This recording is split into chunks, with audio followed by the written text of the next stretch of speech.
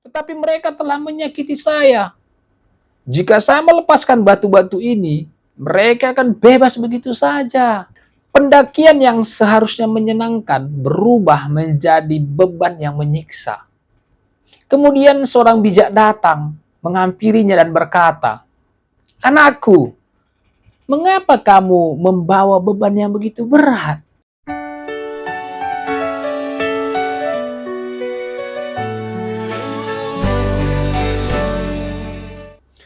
Salam saudara-saudari, kembali lagi bersama dengan saya, Daniel Peranginangin.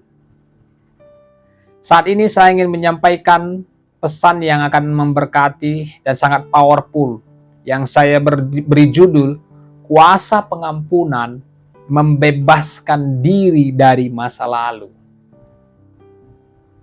Saudara-saudari, yang terkasih dalam Kristus Yesus, bayangkan ada seorang pria bernama Budi.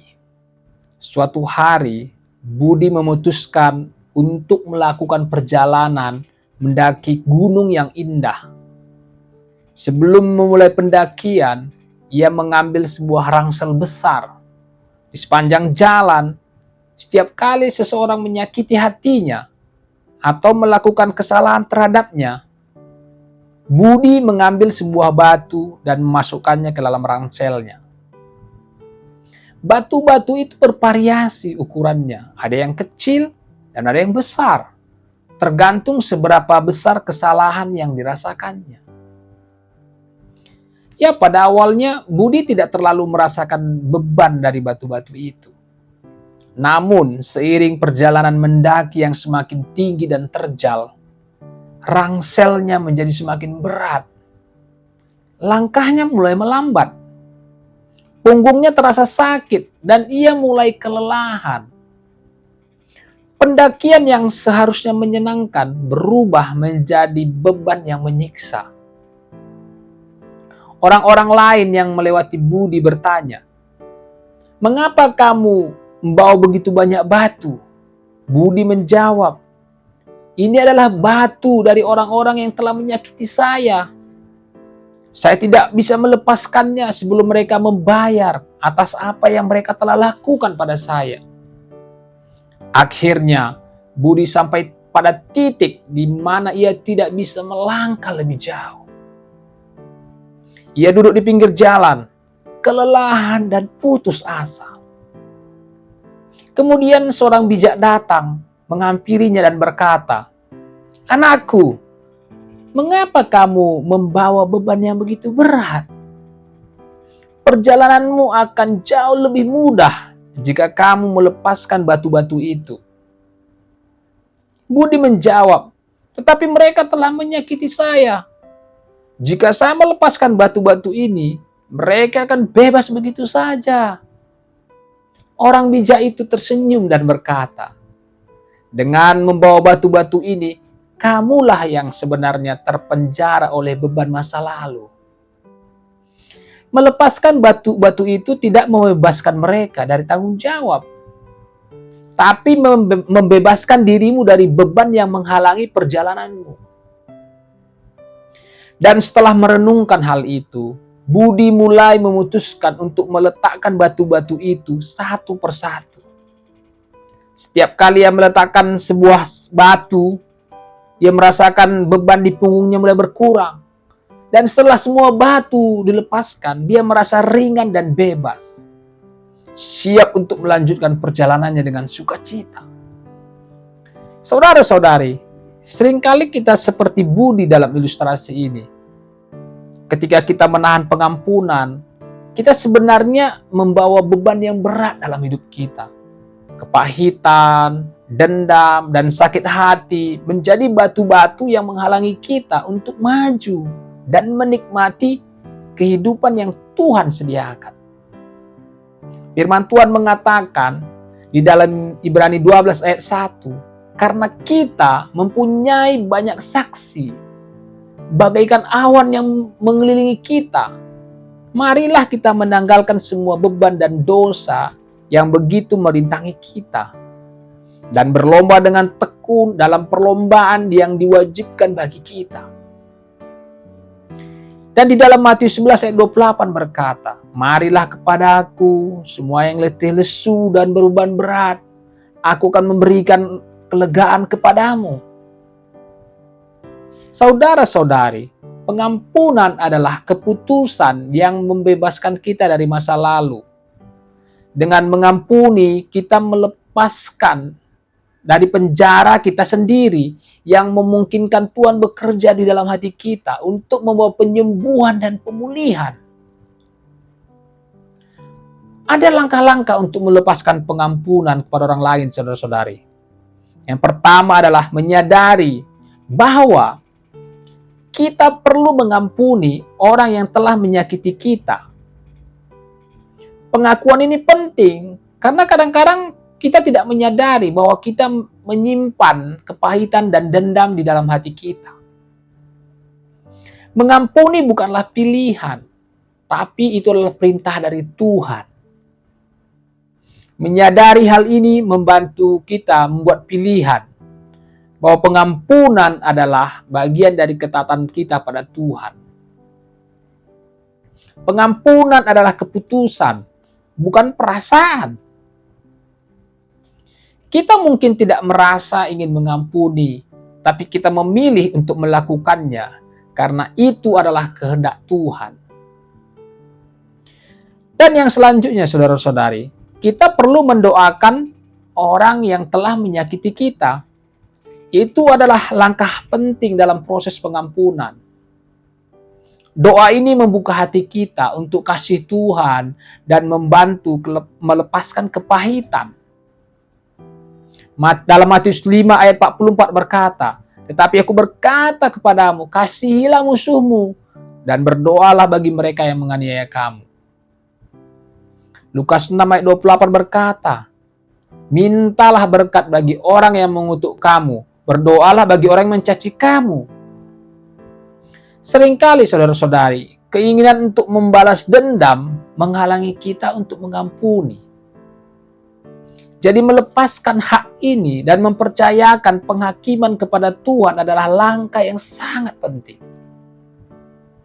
Dalam Roma 12 ayat 19 berkata, "Saudara-saudaraku yang kekasih, janganlah kamu sendiri menuntut pembalasan, tapi berilah tempat pada murka Allah.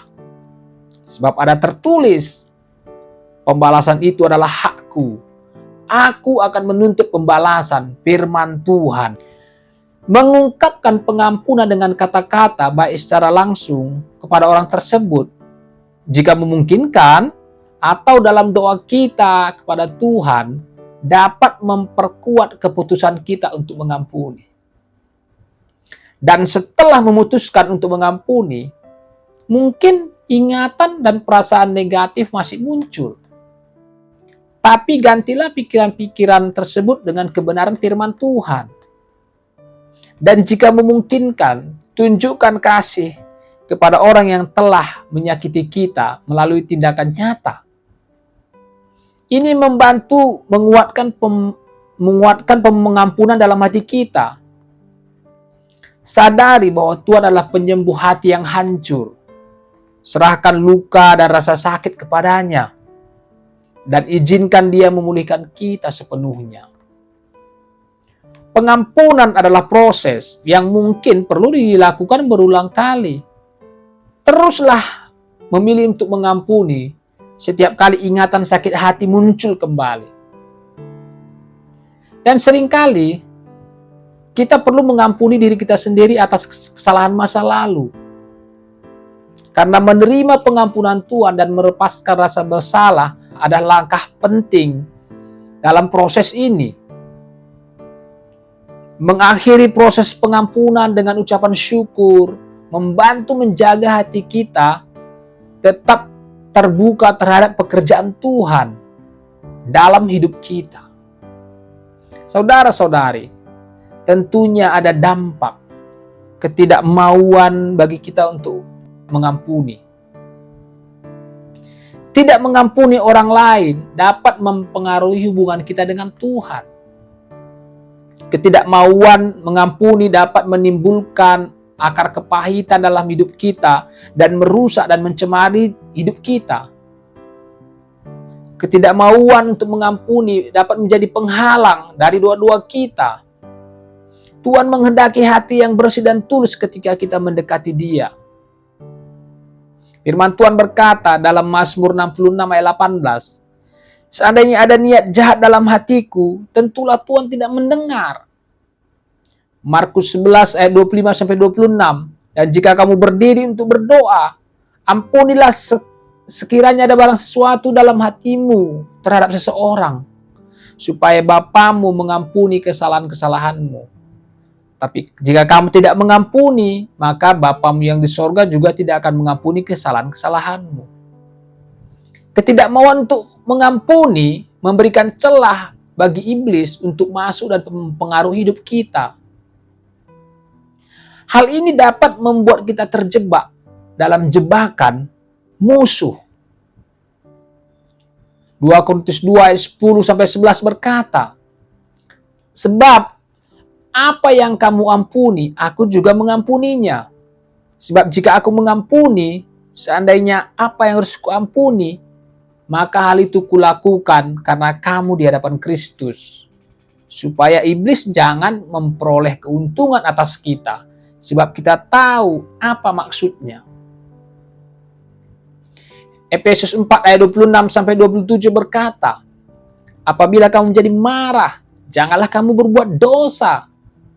Janganlah matahari terbenam sebelum padam amarahmu, dan janganlah beri kesempatan kepada iblis. Jadi saudara-saudari, ketidakmauan untuk tidak mengampuni dapat menjadi dampak negatif dalam kesehatan fisik dan mental kita. Stres dan depresi dan berbagai penyakit dapat timbul akibat kepahitan dan kemarahan yang dipendam. Firman Tuhan berkata dalam Amsal 14 ayat 30, hati yang tenang menyegarkan tubuh, tapi iri hati membusukkan tulang. Mazmur 32 ayat 3-4 berkata, selama aku berdiam diri, tulang-tulangku menjadi lesu karena aku mengeluh sepanjang hari. Sebab siang malam tanganmu menekanku dengan berat, sumsumku menjadi kering seperti oleh teriknya musim panas. Jadi, tidak mengampuni menghalangi kita untuk bertumbuh dalam iman dan mengalami kepenuhan kasih Tuhan. Hal ini membuat kita terjebak dalam masa lalu dan tidak dapat maju dalam rencana Tuhan. 1 Yohanes 2 ayat 9-11 berkata, barang siapa berkata bahwa ia berada dalam terang, tapi ia membenci saudaranya, ia berada dalam kegelapan sampai sekarang. Barang siapa mengasihi saudaranya, ia tetap berada dalam terang, dan di dalam dia tidak ada penyesatan. Tapi barang siapa membenci saudaranya, ia berada dalam kegelapan dan hidup di dalam kegelapan. Ia tidak tahu kemana ia pergi, karena kegelapan itu telah membutakan matanya. Ketidakmauan untuk mengampuni mencuri damai sejahtera dan sukacita kita. Hati kita dipenuhi dengan kemarahan dan kepahitan, bukan kasih dan ketenangan. Kolose 3:15 berkata, hendaklah damai sejahtera Kristus memerintah dalam hatimu. Karena untuk itulah kamu telah dipanggil menjadi satu tubuh.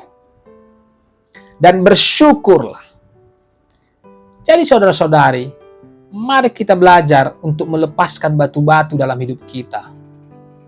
Pengampunan bukanlah tanda kelemahan, tapi kekuatan yang memungkinkan kita berjalan dalam kebebasan dan damai sejahtera Tuhan.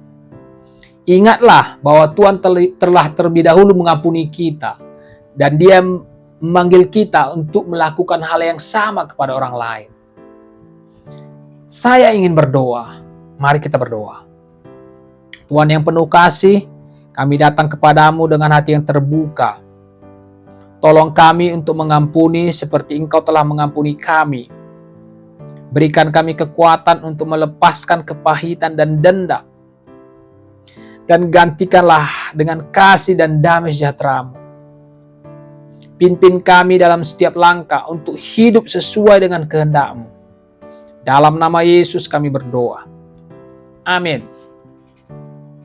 Saya berharap saudara-saudari pesan ini dapat menjadi berkat bagi kita semua. Terima kasih saudara-saudari untuk dengan rendah hati mendengarkan pesan ini. Saya akan terus membagikan pesan-pesan yang membangun dan yang memberkati melalui channel YouTube ini. Kalau ada pertanyaan dan komentar, silahkan tulis di kolom komentar.